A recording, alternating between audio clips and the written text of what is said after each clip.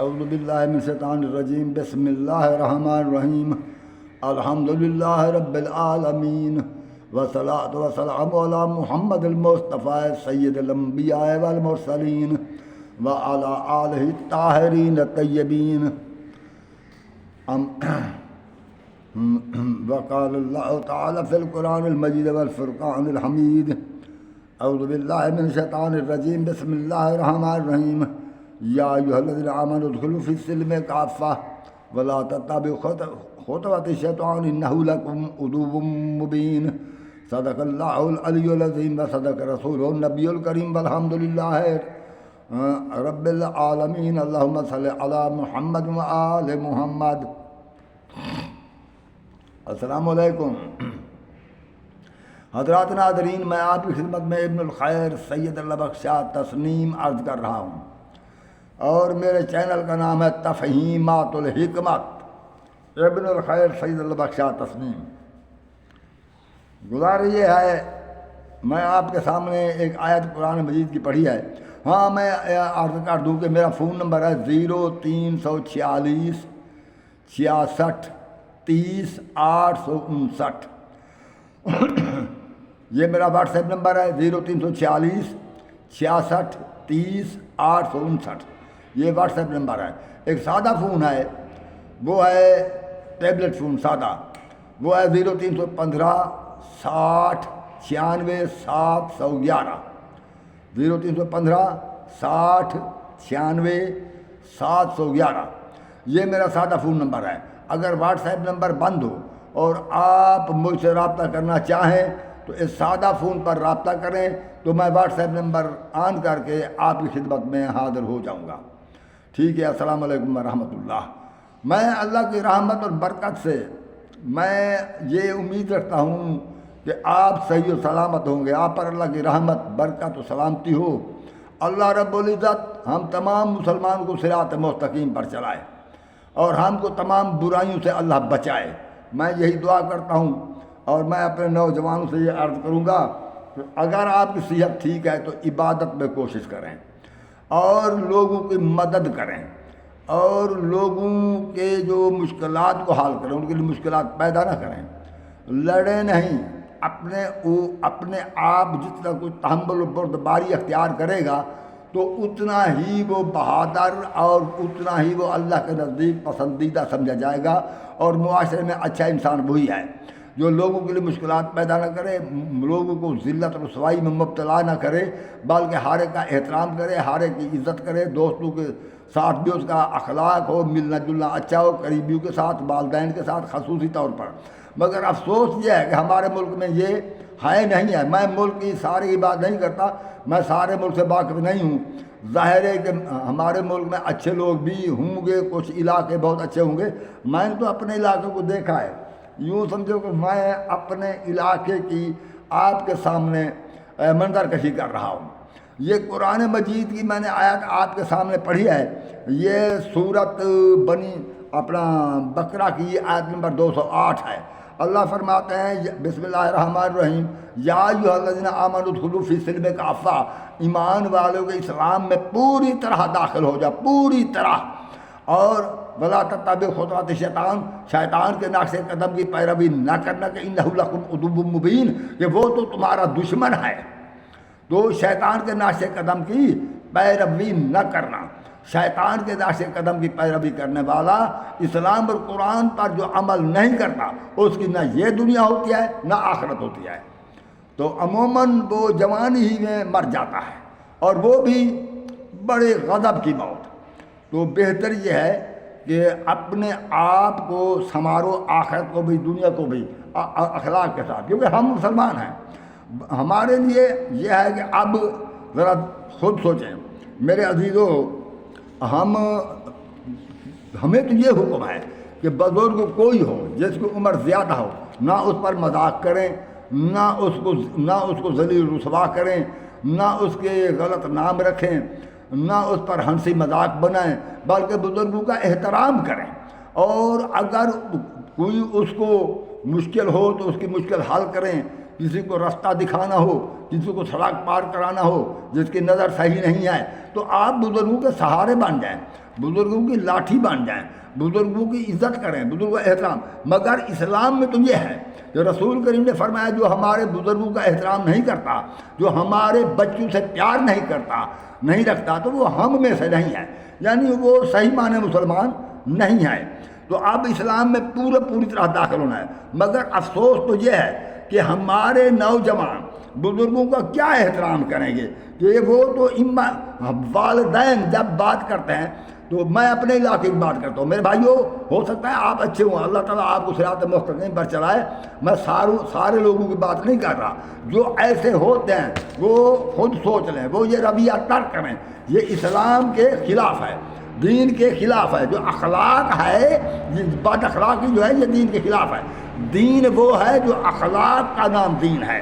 تو ہمارے جو نوجوان ہیں وہ جب ماں باپ کی عزت نہیں کرتے، جبکہ قرآن مجید کی صورت اپنا وہ بنی اسرائیل کی آیت نمبر 23 میں اللہ نے فرمایا ہے اما یبلغن، والدین کے متعلق، ان یبلغن عندک الکبر احدہما او کلاہما فلا تقل لہما اف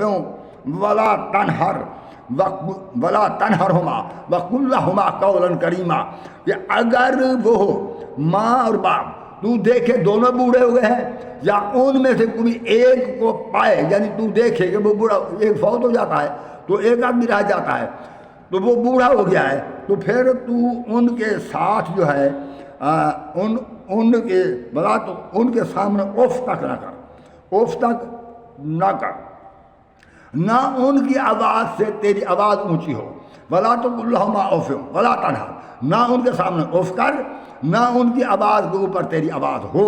جیسے ماں بات کرتی ہے، جس طرح وہ بات کرتے ہیں، تو اس کی آواز سے زیادہ آواز سے بات نہ کر، ورنہ اگر وہ بہری نہیں ہے تو بہری ہے یا باپ بہرا ہے تو پھر تو مجبوری ہے، زور سے بات کرنا ہوتی ہے، ورنہ اس کی آواز سے تیری آواز زیادہ نہ ہو، اور اس کے سامنے بیٹھ کر اف بھی نہ کر، اگر دونوں ہیں یا دو میں سے ایک ہے، ولا تقل لہما اف ولا تنہرہما، نہ ان کے سامنے اف کر، نہ ان کی آواز کے اوپر تیری آواز ہو، قل لہما قولا کریما، ان کے سامنے عزت سے بات کر، اور عزت سے، اور عرض یہ ہے کہ وَاخْفِضْ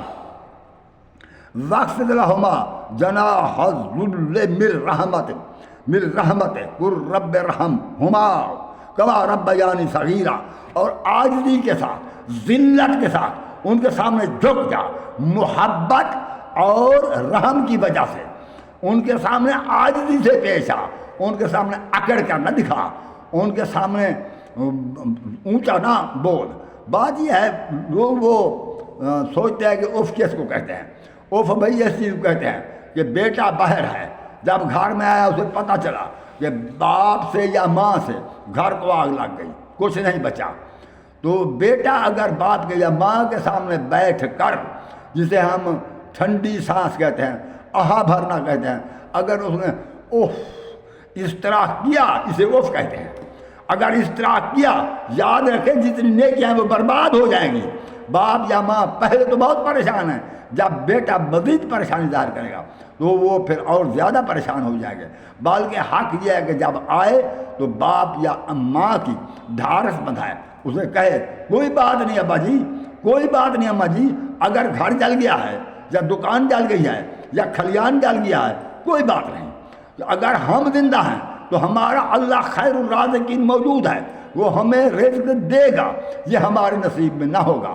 تو آپ اس بات ابا جان گھبرائیے نہیں، ہمارے پاس اتنا پیسہ ہے، اتنا روپیہ ہے، اتنا مال ہے، اتنا مویشی ہے، زمین ہے، یعنی کہ کچھ یا پلاٹ ہے، ہم بھوکوں مرنے والے نہیں ہیں، یہ نقصان ایسے ہو ہی جاتے ہیں، کوئی بات نہیں ہے، یہ ہمارے لیے ہو سکتا ہے کہ اچھا ہو۔ اور بات چیت کرنے کے لیے قرآن میں یہ حکم ہے کہ اگر چلنا ہے، ہمارے علاقے کے نوجوان جو ہیں، نوجوانوں کی عادت یہ ہے کہ انہوں نے مار کٹائی، لڑائی جھگڑا اس کو اپنی بہادری اور شجاعت سمجھتے ہیں۔ ایک ہی شخص جا کر، ایک ہی نوجوان جا کر دو تین کو مار پیٹ کر اگر اسے بھگا دیتا ہے ان کو، یا زخمی کر دیتا ہے، مارتا ہے، تو پھر آ کر اس کو دوسرے بھی داد دیتے ہیں، مسکرا کر یہ جوان ہے، جوان ہے، دوسرے داد دیتے ہیں۔ یہ داد دینا، یہ لعنت ہے، وہ اس کو بری عادت پر اسے وہ اور اکسا رہے ہیں، اور اس کی وہ اس بری عادت پر حوصلہ افزائی کر رہے ہیں۔ حق یہ ہے کہ اس کو کہے کہ تو نے کیا کیا ہے۔ اب وہ کہے گا، اب جب ہم کہیں گے تیرا قصور ہے، وہ ضرور کہے نہیں قصور ان کا تھا، یہ کیا وہ کیا، تو انہیں ملامت کی جائے، اس پر لعنت کی جائے، اور خدا تم پر لعنت کرے۔ تھوڑی سی بات پر تمہیں سہارا کرنا چاہیے تھا، تو تجھے اس طرح نہیں کرنا چاہیے تھا، تجھے لڑنا نہیں چاہیے تھا، تو نے ایسا کیوں کیا ہے۔ اگر ہم اپنے بچوں کو، اپنے نوجوانوں کو ایسا سمجھائیں تو وہ ضرور شرافت سے پیش آئیں گے۔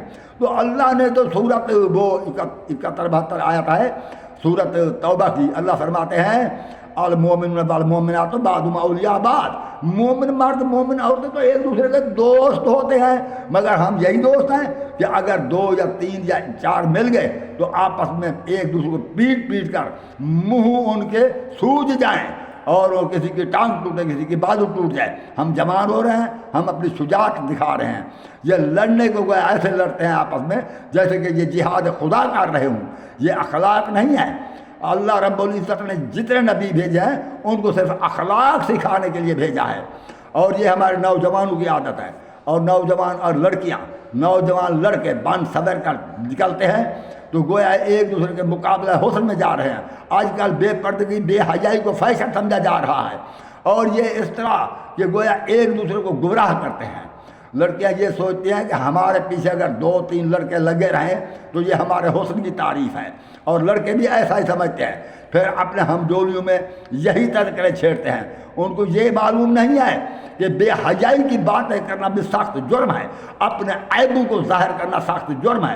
حق یہ ہے کہ ہم مسلمان ہیں، اسلام اور قرآن کے طریقے پر عمل کرنے سے ہمیں احترام کرنا چاہیے، دوسری کی بیٹیوں کا، دوسری کی بہنوں کا، دوسری کی ماؤں کا، دوسری کی عورتوں کا احترام کرنا چاہیے، اپنی عورتوں کو پردے میں رکھنا چاہیے، سادگی سے وقت گزارنا چاہیے، اس طرح فیشن ایبل بن کر اس طرح اپنا نمائش حسن نہیں کرنا چاہیے، ورنہ یہ اسلام کے خلاف ہے۔ تو پھر یہ سوچ لیں کہ جس جہنم میں اللہ داخل کرے گا، اللہ نے فرما دیا ہے وقودھا الناس والحجارۃ اعدت للکافرین، جو جہنم ہے وہ ان میں پتھروں کی آگ ہے، یعنی ایٹمی آگ ہے، ایٹمی، جو ہر وقت بھڑکتی رہے گی، کبھی کم نہ ہوگی۔ مسلمان وہ ہے جو بزرگوں کا احترام کرے، جو عورتوں کا احترام کرے، مسلمان وہ ہے جو چھوٹے بچوں سے پیار کرے، محبت رکھے، مسلمان وہ ہے جس کے زیادہ سے زیادہ دوست ہوں وہ با اخلاق ہے۔ با اخلاق ہونے کی صورت میں زیادہ سے زیادہ دوست ہوں گے۔ ہم سایہ کے بزرگ حضرت رسول اکرم صلی اللہ علیہ وسلم نے فرمایا ہے، ہم سایہ جو ہے تو اللہ کے رسول نے فرمایا کہ اکرام الوالدین ولو کان کافرا، اکرام الجار ولو کان کافرا، اکرام الضیف ولو کان کافرا، اور تم اپنے والدین کے اکرام کر، عزت کر، ان کے سامنے ذلت کے ساتھ جھک جا، چاہے وہ کافر ہی کیوں نہ ہوں۔ اور اس طرح اپنے مہمان کا بھی احترام کر، اکرام کر، چاہے وہ کافر ہی کیوں نہ ہو، اور اسی طرح ہمسائے کا اکرام کر، چاہے وہ کافر ہی کیوں نہ ہو۔ تو اللہ رب العزت نے یہ حکم دیا ہے کہ جتنی برتنے کی چیزیں ہیں، جیسے کہ دیہاتوں میں ہوتا ہے کلہاڑی ہے، دراتی ہے، یا اور کوئی برتن ہیں، کوئی چیز برتنے کی ہے، اگر ہمسایہ مانگے تو یوں سمجھو کہ اس کا حصہ ہے، اسے دے دو۔ تو اس کے اور ہمسایہ، اللہ کے رسول نے یہ فرمایا ہے جس کا ہمسایہ بھوکا رہ گیا، وہ ساری رات نماز پڑھتا رہا مگر اس کا ہمسایہ بھوکا رہ گیا، اور اس نے اپنے ہمسایہ سے پتہ نہ کیا وہ کس حالت میں ہے، تو اللہ کی رحمت کے فرشتے اس نمازی پر لعنت کرتے ہیں۔ تو سب سے بڑی نیکی یہ ہے، اسلام یہ ہے کہ ہم لوگوں کے اندر ایسا کردار ادا کریں، ہم اس طرح زندگی گزاریں جس طرح اللہ اور اللہ کے رسول نے، قرآن نے حکم دیا ہے، تو اس طرح ہم زندگی گزاریں۔ ہمیں حق بنتا ہے کہ ہمسائے کو کسی طرح غصہ نہ دلائیں، ہمسائے کو کسی طرح پریشان نہ کریں، ہمسائے پر کسی طرح روب نہ رکھیں، ہمسایہ جو ہے ہمارا، ہم کسی طرح اس پر برتری نہ جتائیں، ہم ہمسائے کو کسی طرح شرمندہ نہ کریں، ہمیں چاہے وہ کافر ہی کیوں نہ ہو، جب ہم اس سے اتنا بہتر سلوک کریں، اس کافر کو پوچھنا پڑے کہ تو میرے ساتھ اتنا زیادہ ہمدردی کیوں کرتا ہے، تو مسلمان کہے کہ مجھے اللہ اور اللہ کے رسول کا فرمان ہے، میرے رسول نے فرمایا ہے کہ ہمسائے کے ساتھ اس طرح پیش آ، اور مسلمان میں تفرقہ کفر ہے، یہ تفرقہ نہیں، یہ ٹھیک ہے گروہ بن چکے ہیں، مگر ایسا نہیں ہونا چاہیے کہ ایک مولوی منبر پر آتا ہے دوسرے مذہب والوں کو گالیاں دیتا ہے، وہ کافر ہیں، وہ مشرک ہیں، وہ بدعتی ہیں، وہ شیطان ہیں، وہ ایسے ہیں، وہ ویسے ہیں، ایسا نہیں کرنا چاہیے، بلکہ جس طرح قرآن نے حکم دیا ہے اس طرح امر بالمعروف کرو اور نہیں عن المنکر کرنا چاہیے۔ سورہ نحل کی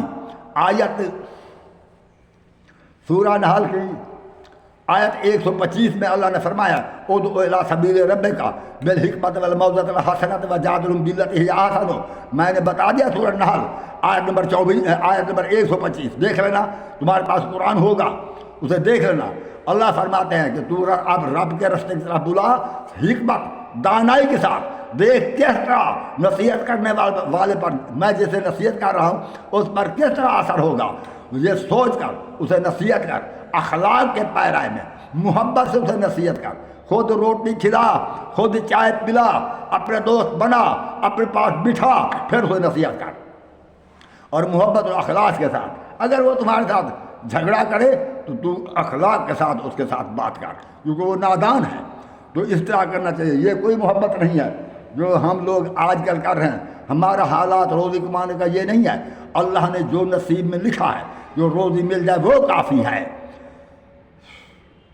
ہمیں سوکھی روٹی کھا لینے سے، خشک روٹی کھا لینے سے، روکھی روٹی کھا لینے سے یہ بہتر ہے زندگی اچھی گزرے جو حلال ہو، پاک غذا ہو، کہ ہمیں آخرت کو جواب نہ دینا پڑے۔ ہمارے بہت سے مسلمان بھائی ہیں، انہوں نے کارپوریشن کہہ کر ایک دکانیں کھول لی ہیں، یہ ہماری کارپوریشن ہے، 60,000 کی چیز وہ 90,000 میں دیتے ہیں، وہ 1 لاکھ کی چیز 1.5 لاکھ میں دیتے ہیں، یہ سود ہے۔ عموماً چیز کی قیمت وہ ہوتی ہے جو مارکیٹ میں قیمت ہو، اگر پھر کیا کہتے ہیں ہمیں کارپوریشن کھولی ہے، اللہ نے بہت دیا ہے، یہ اللہ نہیں دے رہا، یہ سود ہے، یہ تمہیں روز حشر مطلب پتہ چلے گا تم کیا کر رہے ہو۔ اور اس کے علاوہ کچھ لوگ وہ ہیں جو اگر تول کر دیتے ہیں تو کم دیتے ہیں، لیتے ہیں تو زیادہ تول لیتے ہیں، کچھ لوگ وہ جھوٹ بول کر اپنی چیز کو بیچتے ہیں، تو یہ سب، اور کچھ لوگ یہ ہے کہ اگر ادھار پر دیں تو اس کی قیمت زیادہ ہوتی ہے، اگر نقد پر دیں تو وہ قیمت پوری وصول کرتے ہیں۔ یہ ادھار پر زیادہ قیمت لینا یہ بھی سود ہے، مولوی سے فتویٰ نہیں پوچھنا، تم خود اپنے طور پر اندازہ کرو گے تو تم ایک دوسرے مسلمان کو نقصان پہنچا رہے ہو۔ اور اس طرح فراڈ کرنا، یہ فراڈ کرنے کو، دوسرے کی چیز ہتھیار لینے کو، دوسرے کو بے وقوف بنا کر اس سے چیز لے لینے کو یہ اپنی عقل مندی سمجھتے ہیں، یہ عقل مندی نہیں ہے، یہ تو بالکل جہالت ہے، اور یہ روب رکھ کر بڑا آدمی بننے کی کوشش کرتے ہیں، ایسا نہیں کرنا چاہیے۔ اللہ نے قرآن مجید میں فرما دیا ہے وَلَقَدْ جَعَلْنَا فِي كُلِّ قَرْيَةٍ أَكَابِرَ لِيَمْكُرُوا فِيهَا وَمَا يَمْكُرُونَ إِلَّا بِأَنفُسِهِمْ وَمَا يَشْعُرُونَ۔ ہر بستی میں کوئی نہ کوئی بڑا بن گیا ہے اور وہ مکاری کرتے ہیں اپنے اقتدار کے لیے، اپنی عزت بڑھانے کے لیے، بڑا بننے کے لیے وہ مکاری کرتے ہیں۔ وہ یاد رکھیں وہ کسی کے ساتھ مکاری نہیں کر رہے، وہ اپنے ساتھ آپ ہی کر رہے ہیں، تو ایسا نہیں کرنا چاہیے۔ ضمیر پر اکڑ کر تکبر کو اللہ بالکل پسند نہیں کرتا، شیطان نے تکبر کیا تھا، اللہ فرماتے ہیں اب واستکبر وکان من الکافرین، اس نے انکار کیا تکبر کرتے ہوئے وہ کافر ہو گیا۔ اور یاد رکھیں تکبر نہیں کرنا چاہیے۔ اللہ نے تو چلنے کے متعلق بھی فرمایا کہ واقصد فی مشی کا، اپنی چال میں میانہ رویہ اختیار کر، واغضض من صوتک کا، آواز کو پست رکھ۔ یہ سورۃ لقمان کی آیت میں پڑھ رہا ہوں، یہ آیت نمبر 19 سورہ لقمان ہے کہ واغضض من صوتک کا ان انکر الاصوات لصوت الحمیر۔ اللہ فرما رہے ہیں میں تو بھاری بات گدھے کی بنائی ہے، اور تو گدھا تو نہیں ہے، تو انسان ہے، میں نے تجھے اشرف المخلوقات بنایا، تو گدھے کے ساتھ گرج کے نہ بول۔ زیادہ اونچا نہ بول، چیخ کر نہ بول، ولا تصعر خدک للناس ہے، اور یاد رکھ لوگوں کے سامنے منہ ٹیڑھا کر کے اپنے آپ کو دانا سمجھتے منہ ٹیڑھا کر کے بھی بات نہ کر، ولا تمشی فی الارض مرحا، اور زمین پر اکڑ کر نہ چل، ان اللہ لا یحب کل مختال فخور، اور اللہ رب العزت کسی فخر کرنے والے کو پسند نہیں کرتا۔ یہ میں نے سورہ لقمان آیت نمبر 18 پڑھی ہے، آپ بھی پڑھ سکتے ہیں، تو مہربانی کریں۔ اور اسی طرح یہ اللہ تعالیٰ کو یہ تکبر بھی پسند نہیں ہے، نہ چلنے میں تکبر ہو، چلنے میں میانہ رویہ اختیار کر، نہ تیز چل، نہ زمین پر زور سے پاؤں مار کر چل، اور نہ اکڑ کر چل، بلان تبلغ الجبال طولا، تو پہاڑوں کی بلندی کو اللہ فرماتے ہیں یہ نہیں ہے کہ تم پہاڑوں کی بلندی کو نہیں پہنچ سکتا، تو اکڑ کر چلے، تو ایسا چلے، یہ نہیں ہے کہ تو پہاڑوں کی بلندی کو پہنچ جائے گا، نہیں پہنچ سکتا۔ ولا تمشی فی الارض مرحا، یہ میں آیت پڑھ رہا ہوں، بنی اسرائیل کی آیت نمبر 37 ہے۔ اللہ فرماتے ہیں ولا تمشی فی الارض مرحا انک لن تخرق الارض ولن تبلغ الجبال طولا، نہ تو زمین کو توڑ سکتا ہے، تو زور سے پاؤں مار کر چلتا ہے، اکڑ کر چلتا ہے، نہ تو زمین کو توڑ سکتا ہے، نہ آسمانوں کی بلندی کو پہنچ سکتا ہے۔ تو اس طرح اللہ کو اکڑ بھی پسند نہیں ہے۔ جسے اپنے دوست جو آپ کے برابر ہیں ان سے اتنی محبت رکھو کہ وہ تمہارے ملنے کے مشتاق رہیں، زندگی اس طرح گزارو، اگر زندہ ہیں تو لوگ تمہیں ملنے کے مشتاق ہوں، وہ ملنے کا شوق رکھتے ہوں، آپ سے محبت کریں۔ اگر آپ مر جائیں تو آپ کی موت کو یاد کر کے روئیں، تو یہ ہے کامیاب انسان، یہ ہے کامیاب مسلمان۔ وہ کامیاب نہیں ہے جو اگر گھر باہر ہے تو لوگ خوف کے مارے کہ یہ بلا آ رہی ہے، یہ باولا کتا ہے، ادھر ادھر بھاگیں، چھپ جائیں، راستہ چھوڑ جائیں، کوئی بات نہ کرے، کوئی دیکھے نہیں۔ اگر گھر میں آئیں تو بچے چھپتے پھرے، بیوی ادھر ادھر کونے خطرے میں منہ چھپاتی پھرے کہ ایک بلا آ گئی ہے۔ یہ انسانیت نہیں ہے، انسان کا رویہ۔ اس لیے اللہ نے فرمایا ہے اگر اسلام میں داخل ہونا ہے تو اس طرح نہیں کہ بس داڑھی رکھ لی، نماز پڑھ لی، ہم مسلمان ہو گئے۔ ہمارا یہ حال ہے، 40-50 سال تک کوئی شخص تو مسجد کا منہ نہیں دیکھتا، 50 سال کے بعد جب گھٹنوں میں پانی پڑ گیا، لڑنے کی قوت نہ رہی، پھر داڑھی بھی رکھ لی، نماز پڑھنا شروع کی۔ حالت یہ ہے کہ نماز پڑھتے ہیں 1 ہفتہ، دل میں یہ سمجھتے ہیں نماز تو ہم بڑی پڑھ رہے ہیں، اب تک ہم پر وہی نازل نہیں ہوئی۔ یعنی اتنا تکبر وہ سمجھتے ہیں کہ اسلام کافی ہے، ہم بڑے بالکل مکمل پابند ہو گئے ہیں۔ اگر کسی کو ایک آدھ آیت یاد ہے تو وہ کسی مسلمان کو آرام سکون سے رہنے نہیں دیتا۔ یہ نہیں ہے۔ نماز کی حالت یہ ہے کہ جب اذان آتی ہے 5% لوگ مسجد میں داخل ہوتے ہیں، باقی اپنے کاروبار میں لگے رہتے ہیں، یا ہوٹلوں پر بیٹھے گپ شپ مار رہے ہوتے ہیں۔ پتہ ان کو بھی ہوتا ہے اذان آ گیا، نماز کا ٹائم ہے، مگر ان کو گپ شپ لگانے سے فرصت ہی نہیں ہے، وہ وہاں بیٹھے ہیں۔ اس کا مطلب یہ ہے کہ تم نے اللہ کی ذات پر یقین نہیں ہے تمہیں؟ کیا تمہیں یہ یقین نہیں قیامت آئے گی؟ تمہیں یہ یقین نہیں ہمیں اللہ علی کل شیء قدیر کے سامنے پیش ہونا ہوگا؟ کیا تمہیں یہ یقین نہیں ہے کہ نیک وہاں پر اعمال کا اجر ملے گا، وہاں پر کوئی سفارش بھی نہ کر سکے گا، نہ وہاں رشوت چلے گی؟ بد کرداری کی صورت میں ہمیشہ کے لیے جہنم میں جانا پڑے گا۔ اگر نیک قسمت ہوگی تو جنت جیسی جاگیر کوئی نہیں۔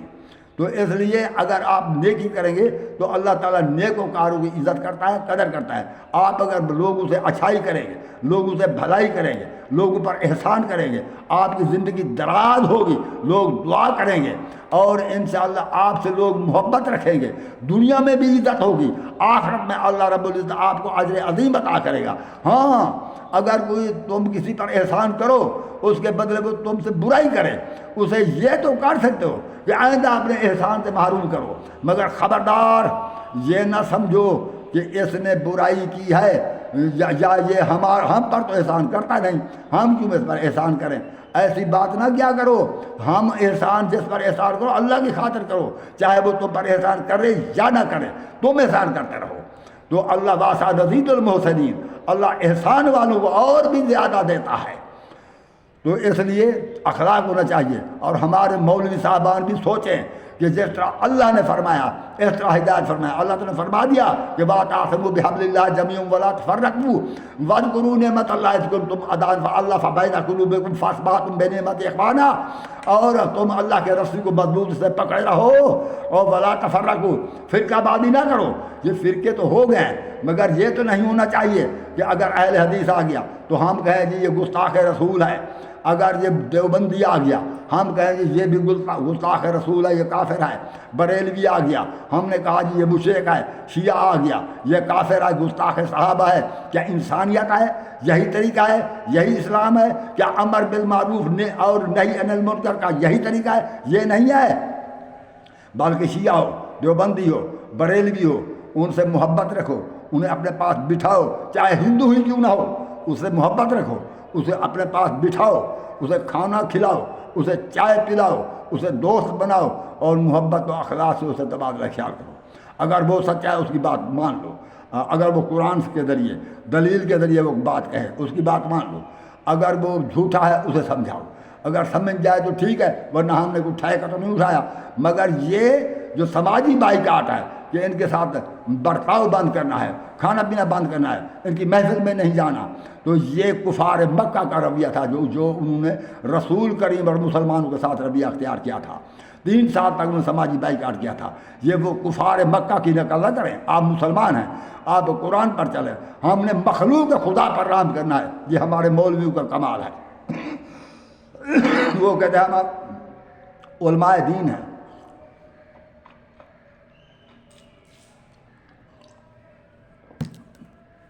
دین قرآن میں ہے۔ ہمارے مولوی نے حدیث کی کتابیں رکھی ہیں، اس میں موضوعہ حدیثیں بھی ہیں، اس میں موضوعہ روایات بھی ہیں، اس جھوٹ بھی ہے، سچ بھی ہے، سب کچھ یہ ان کا مطالعہ کرتے ہیں، وہ اسی پر عمل کر رہے ہیں۔ یہ ایک دوسرے سیکھتے ہیں کہ فلاں مولوی نے عبدالحق نے یہ فرمایا تھا، آج سے 800 سال پہلے عبدالحی پیدا ہوا، اس نے یہ فرمایا تھا اور اس نے یہ لکھا تھا، یہ اس پر عمل کرتے ہیں۔ یہ قرآن ایسے فیشن کے طور پر رکھا ہوا ہے۔ یہ حافظ تو ہیں، قرأت کے ساتھ پڑھتے ہیں، مگر قرآن سے کوئی نصیحت حاصل نہیں کرتے۔ اگر یہ نصیحت حاصل کریں تو یہ دین اسلام جو ہے یہ تو پورے امن کا دین ہے۔ مگر ان مولویوں کا حال یہ ہے۔ اب میں نے ابھی سنا ہے کہ جناب طارق مسعود نے معافی مانگی ہے کہ مجھ سے جو غلطی ہوئی، میں نے شان رسالت میں کچھ ایسی باتیں کہہ دی ہیں جس سے مسلمانوں کے دل رنجیدہ ہوئے، تو میں تمام مسلمانوں سے معافی بھی چاہتا ہوں اور میں اللہ کی بارگاہ میں توبہ کرتا ہوں۔ یہ ٹھیک ہے، انہوں نے درست فرمایا، معافی مل سکتے ہیں، توبہ بھی ہو سکتے ہیں، مگر میں یہ عرض کرنا چاہتا ہوں، کیا دیگر لوگ جن پر توہین رسالت کا الزام آتا ہے یا توہین صحابہ کا، کیا وہ توبہ نہیں کر سکتے؟ وہ بھی توبہ کر سکتے ہیں۔ انہیں توبہ کا موقع کیوں نہیں دیا جاتا؟ اسے جب کہ تم نے مسلمانوں نے، مولویوں نے حکومت کو سرنڈر کر کے ان سے منوایا ہے، دفعہ 95 پاس کرایا، پھر اس کے بعد یہ ماورائے عدالت کیوں قتل کر رہے ہیں؟ بس ایک شخص کھڑا ہے ادھر، اس نے کہہ دیا، چیخا، چلایا، وہ تو نے گستاخ صحابہ، تو نے صحابہ کی گستاخی ہے، تو پھر وہ مسلمان جمع ہو جاتے ہیں جو شرابی بھی ہوتے ہیں، زانی بھی ہوتے ہیں، بد کردار بھی ہوتے ہیں، نماز ایک نہیں پڑھتے، روزے سے واقف نہیں ہیں، قرآن سے واقف نہیں ہیں، مگر کسی کے ہاتھ میں ڈنڈا، کسی کے ہاتھ میں جوتا، کسی کے ہاتھ میں اینٹ، ایک شخص کو 200 شخص مارنا شروع کر دیتا ہے۔ جب وہ مر جاتا ہے تو پھر اس کی لاش کو آگ لگا دیتے ہیں، پھر ہڈیوں کو ساتھ پر گھسیٹتے ہیں، پھر اسے کسی کھڈے میں چھوڑ کر چلے جاتے ہیں۔ دوسرے دن تیسرے دن پتہ چلتا ہے وہ بیچارہ بے گناہ تھا، تو پھر مسجد میں بیٹھ کر دعا مانگتے ہیں، یا اللہ اسے بخش دے، اسے بخش دے جو مر گیا، یہ نہ کہ ہمیں بخش دے ہم نے ناجائز قتل کیا۔ ایسے مسلمان یہ جو سرگودا میں ڈاکٹر سجاد فاروق قتل ہوا تھا، کیا اس نے توہین قرآن کی تھی؟ اور پھر بعد میں پتہ چلا کہ اس نے تو کوئی توہین نہیں کی۔ اور اس طرح جو پریاد تھا دوبارہ، جو نہ اردو پڑھ سکتا تھا نہ عربی جانتا تھا، اور اس بیچارے کو کاغذ کا سٹی کر زمین پر پھینکا، اسے کس طرح قتل کر دیا گیا۔ وہ ٹھیک ہے، میں سمجھتا ہوں وہ ہندو تھا، وہ غیر مسلم تھا، کیا اللہ نے ہمیں حکم دیا ہندو قتل کر دو؟ اللہ نے تو ہمیں حکم دیا ہندو کو اسلام سکھاؤ، اللہ نے یہ حکم نہیں دیا کہ ہندو کو قتل کر دو۔ اللہ نے یہ فرمایا، من قتل نفسا بغیر نفس وفساد فی الارض فکأنما قتل الناس جميعا، جس نے میرے کسی ایک شخص کو قتل کیا تو گویا اس نے میری کائنات کو قتل کر دیا، چاہے وہ شخص ہندو ہو یا چاہے کوئی بھی ہو، وہ خدا کے لیے ایک لڑکی آئی جس کی کپڑوں پر کچھ عربی عبارت لکھی ہوئی تھی، تو انہوں نے سوچا یہ قرآن لکھا ہوا ہے، تو 200 آدمی اس کو مارنے کے لیے جمع ہو گئے۔ کیا شرم آتی ہے؟ کیا یہی طریقہ ہے؟ آخر جو ایک انسان بات کرتا ہے سمجھ میں نہیں آتا کہ وہ اس کا معافی ضمیر کیا ہے۔ میں مثال دیتا ہوں، مثال ہے ہمارے سامنے ہم کہتے ہیں کہ نبی ہے، وہ نور ہے، وہ اعلیٰ نور ہے، وہ زمین و آسمان کی خلقت سے پہلے پیدا ہے، اور دوسرا شخص کہتا ہے نہیں بھائی وہ حضرت محمد مصطفیٰ بھی ہماری تمہاری طرح انسان تھے۔ تو ہم نے کہا یہ توہین رسالت ہے اس نے کی ہے، کیا وہ ہماری طرح انسان تھے؟ تو ہم اس کو ڈنڈے مارنا شروع کر دیں۔ اصل اس کا مقصد یہ ہوتا ہے کہ جسمانی طور پر وہ کھاتے پیتے بھی تھے، اس کی بیویاں بھی تھیں، اس کی اولاد بھی تھی، اور وہ ایسے چلتے پھرتے بھی تھے، ان کو گرمی لگتی تھی، ان کو سردی لگتی تھی، ان کو بھوک لگتی تھی، ان کو پیاس لگتی تھی، وہ ان صفات انسانی ان کے ساتھ بھی تھے، مگر مرتبے کے لحاظ تو وہ یہ نہیں کہہ رہا کہ ہماری طرح تھے۔ مرتبے کے لحاظ سے اگر اس سے آرام سے پوچھے تو وہی شخص کہے گا کہ مرتبے کے لحاظ سے اللہ کے بعد ہے بھی محمد مصطفیٰ کی شان، مگر جو ہی اس نے کہا وہ تمہاری طرح انسان تھے۔ ہم نے اگلی بات نہیں سنی، وہ اس نے توہین رسالت کی ہے، ہم نے ڈنڈے اینٹیں برسانا شروع کر دی، وہ مر گیا۔ تو پھر اس کے بعد ہم غازی بن گئے، اور دوسرے ہمارے بالش بر سفید داڑھی ہوتی ہے، وہ آ جاتا ہے ہار پہنانے کے لیے، یہ غازی ہے، شرم نہیں آتی؟ اسی طرح تم قاتلوں کو شہ دے رہے ہو، یہ نہیں ہے۔ اگر کوئی گستاخی کرتا ہے یا تو اس سے اچھی طرح پوچھیں، اس کا کوئی ذہنی توازن خراب ہے، کوئی بات کرنے میں بھول گیا، یا اس کی بات کا مطمع نظر کو ہم نے نہیں سمجھا، اسے سمجھائیں، اس کی سمجھیں۔ اگر پھر بھی وہ نہ مانے، تسلیم نہ کرے، اسے عدالت سپرد کریں۔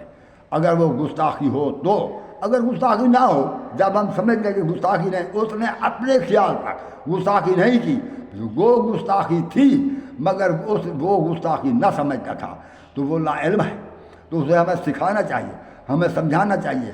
یہ نہیں کہ ہم قتل کر دیں ان کو، یہ ایک مصیبت ہے۔ یہ کیا ہمارے پاس میں وبا پھیلی ہے، ہمیشہ روزانہ قتل ہو رہے ہیں، یہ اسلام نہیں ہے۔ کیا اللہ نے روکا نہیں ہے کہ کسی کو قتل نہ کرو چاہے وہ کافر ہی ہو؟ کیا اللہ کے رسول نے روکا نہیں ہے؟ اللہ نے یہ فرمایا نہیں لا تقتلوا النفس التي حرم اللہ الا بالحق، کوئی چیز ہو جو تجھ پر حرام ہے اور تو بحق قتل نہ کرو، کوئی جانور بھی ہو، چاہے سانپ بھی ہو، اگر تمہیں نقصان نہیں دے رہا، جنگل میں چلا وہ رہے، اللہ کی مخلوق ہے، اسے کیوں مار ڈالیں؟ یہ کیا ہے؟ یہ ظلم و ستم کی کوئی انتہا ہے؟ ہم مسلمانوں پر گستاخی رسول، گستاخی صحابہ، گستاخی اہل بیت اور گستاخی قرآن کا الزام لگا کر قتل کر رہے ہیں۔ اور میرے بھائیو، اللہ فرماتا ہے یا ایھا الذین آمنوا ادخلوا فی السلم کافۃ ولا تتبعوا خطوات الشیطان انہ لکم عدو مبین، اسلام میں پورے داخل ہو جاؤ، اور اسی نماز بھی پڑھو، اور جو روزہ رکھ سکتا ہے روزہ رکھے، اور مسلمان اگر کہیں ہو تو اس رحمت للعالمین کا امتی ایسا ہو کہ جہاں ہو وہ بھی اللہ کی رحمت ہو۔ السلام علیکم ورحمۃ اللہ وبرکاتہ۔